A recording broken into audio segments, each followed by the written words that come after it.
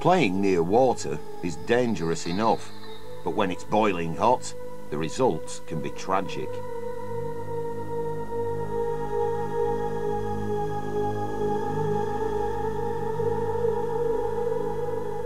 Michelle was less than a year old when she fell into a bath of hot water and had to be rushed to hospital. With burns over most of her arms and legs, doctors feared for her life. The usual way of treating a burn is to cut some skin from an unaffected part of the body and place it onto the wound to grow. But skin takes a long time to grow back, and the painful wounds need covering fast before infection sets in. So, Michelle's doctors decided to try out a new technique, growing skin in the laboratory.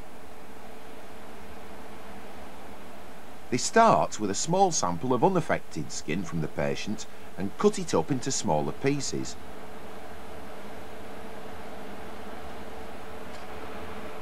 Skin is made up of tiny building blocks called cells. Scrape a scalpel across the skin and some of the cells will rub off and fall into the surrounding liquid. To see them, you need to look through a microscope, which makes them look about 300 times bigger than they really are. Each round blob is a single cell. The cells are placed into a flask of nutritious pink liquid, which helps keep the cells alive and provides them with food and water for them to grow. Every few hours, cells divide. They don't get bigger, they simply grow in number. As they divide, they eventually cover the bottom of the jar. After 3 or 4 weeks, the cells have multiplied to form a thin layer of skin.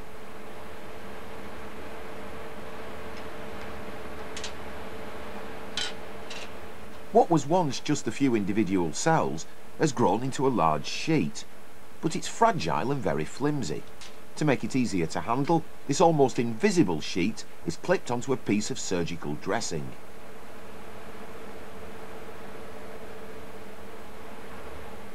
A small sample of skin can be grown to produce about 50 of these sheets, which is enough to cover the burns on Michelle's legs. Thanks.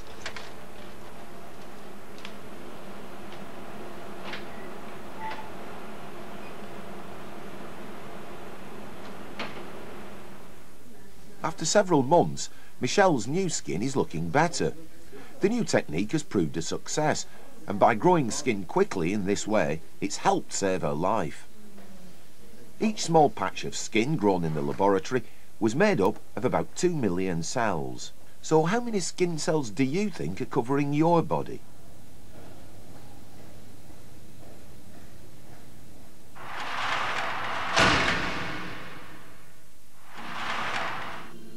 These are microscopic animals and plants. Rather than being made of many cells, they simply exist as single cells on their own. These images have been magnified hundreds of times. The single cells are so small that you can't normally see them. It was only with the invention of the microscope, just over 300 years ago, that creatures like this became visible.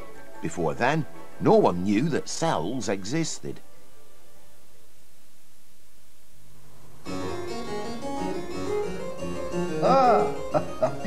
You know, the closer you look at things, the more amazing they seem to get. If I hold this piece of cork in my hand, it has a definite shape, feel, I can see the colour, but put it under my new microscope and... well, I've never seen anything like it in my life. This is Robert Hooke. It's 1665 and microscopes have only just been invented. For the first time, scientists were able to look at things too small to be seen by the naked eye, and Robert Hooke was fascinated by what he saw. Oh! This piece of cork seems to be made up of tiny compartments, like lots of little rooms all fitted together.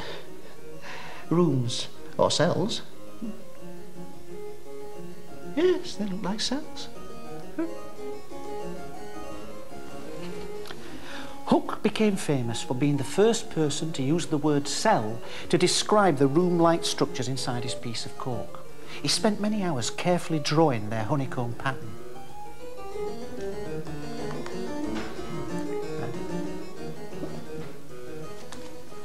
Although Hooke gave cells their name, nobody knew what they were or even what they did.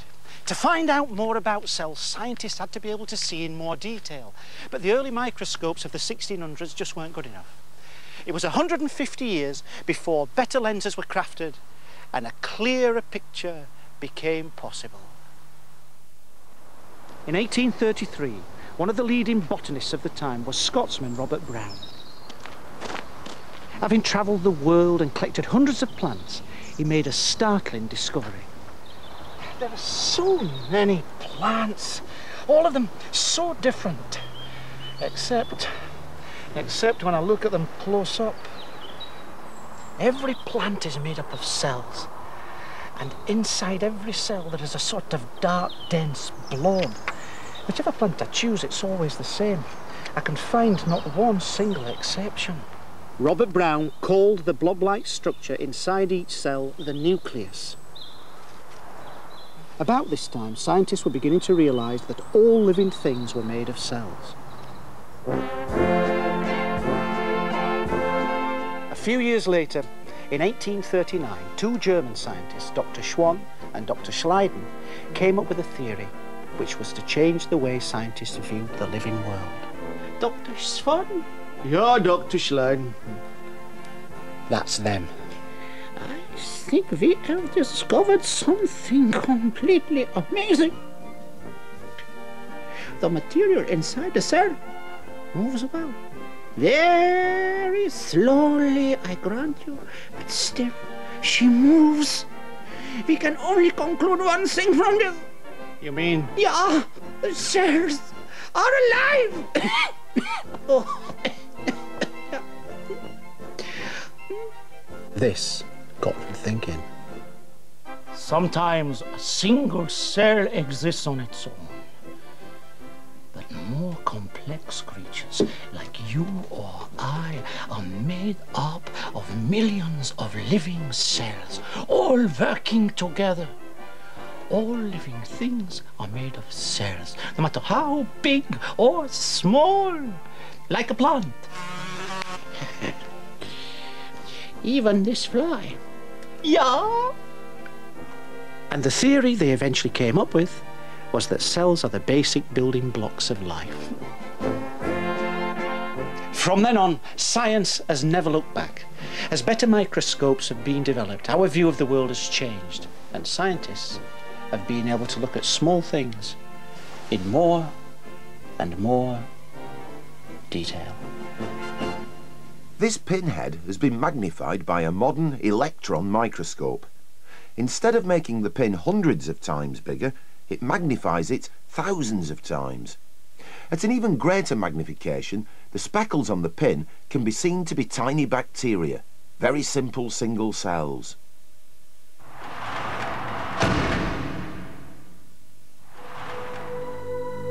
An amoeba is one of the simplest living creatures. This single cell is able to make food, to grow and to reproduce, all on its own. It's completely self-sufficient. Humans and larger animals are much more complicated. We are made up of many millions of cells. A typical animal cell is like a tiny blob of jelly. Take a look inside and there's a nucleus surrounded by a jelly-like substance called cytoplasm. The outer covering is called the cell membrane. The cell membrane acts a bit like a barrier, controlling what passes in and out. Only certain substances like food and raw materials are allowed in. Waste and other chemicals pass out. The nucleus is the control centre of the cell. It dishes out instructions to other parts of the cell and contains all the information for making new ones.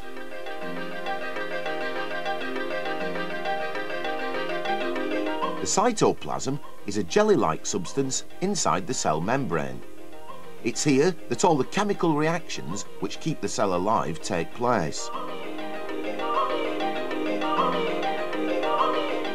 As time goes by, part of the cell might need repairing. When this happens, the nucleus sends out information for new growth. Food which enters the cell is used in a series of chemical reactions.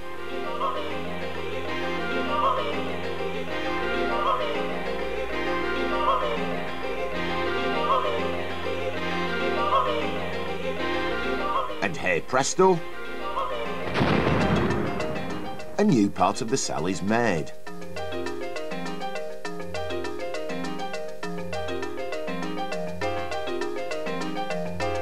The old part of the cell is removed and quickly replaced.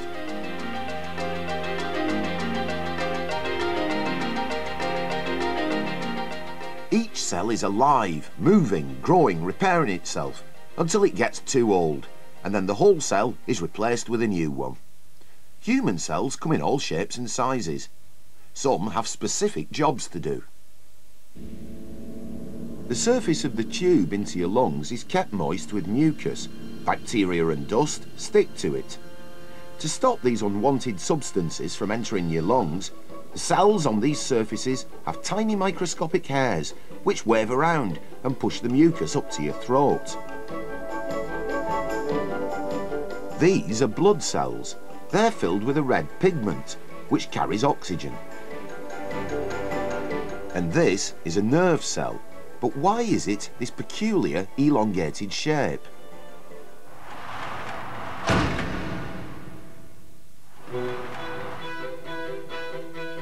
Some of the largest plants on Earth are the giant sequoia trees. They've been growing on the west coast of America for hundreds of years. Like all plants, they're made of cells, millions of them, all joined together. Some of the smallest plants on Earth are microscopic algae. These can be only a few cells small. But there's a whole host of plant life in between. Walk through any park or woodland and you'll see plenty of variety. But there are some plants that are not so pretty. To you or I, nettles are a stinging plant to be avoided at all costs, an unwanted weed. But they're more useful than you might think. Because nettles have tough stalks, they can be used to make clothes.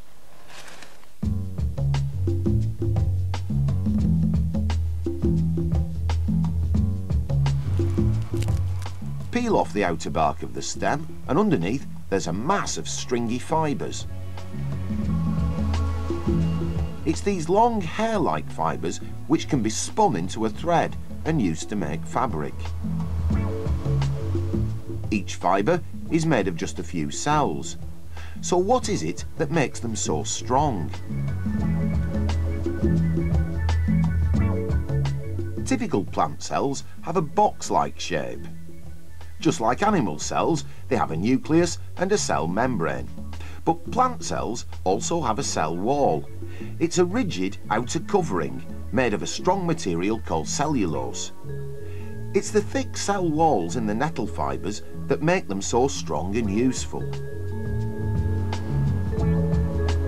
The fibre is tough and difficult to work with, but once you have enough of it, combing out any remaining bits of bark make it easier to spin into a thread.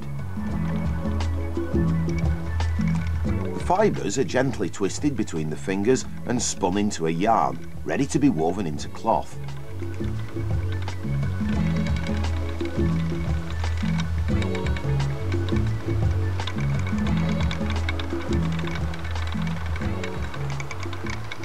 Who would have thought that what was once a bunch of stinging nettles could be turned into something you can wear?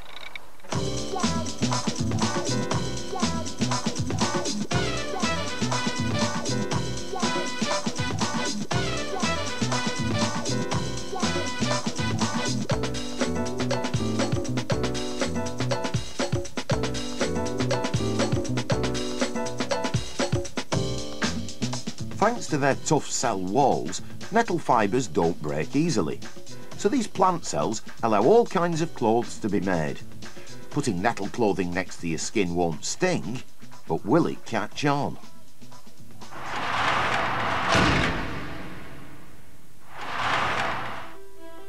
While some crops are grown for the fibres in the stems, most are grown to be eaten. Plants are unique. They're able to capture the sun's energy and convert it into food.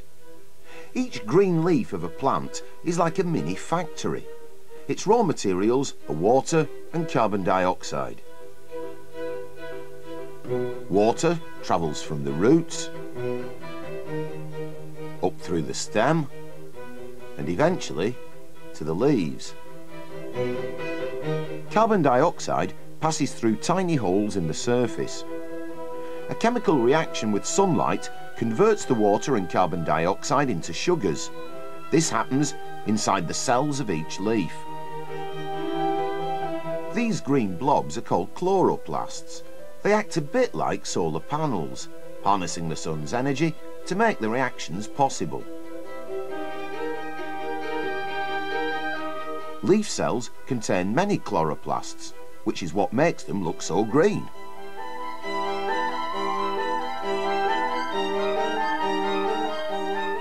So why are root cells colourless? Roots normally grow deep underground. They don't contain green chloroplasts because they don't normally see the light of day. Instead, root cells are specially designed to be good at taking in water. These cells grow hairs to increase their surface area. Cells in different parts of the plant are designed to do different jobs. Okay, yous guys. I'm here to tell you about our latest underground operation, so listen up. I called you here because we got an emergency on our hands. It's a matter of life or death. The boss says this plant of ours needs water, fast. There's only one thing for it. I need root cells to go in search of new water supplies. But it's gotta be the right cell for the job. So I'm looking for a cell with credentials. Okay, Sunshine, you's first. Hey, an underground job ain't for you. You need to be out in the sun, soaking up all those rays and keeping those chloroplasts of yours happy. What about you, tough guy? With a strong cell wall like that, there's no way you'll be absorbing any water. A stem is definitely more your style. Hey, we got an imposter here. Animal, what do you think you're doing here? This is a job for plant cells only. Now, what was I telling you? I'm looking for a root cell. A long, thin root cell to go in search of water. This is hopeless. There just ain't nobody long enough for an underground job these days. What? Hey, what's going on?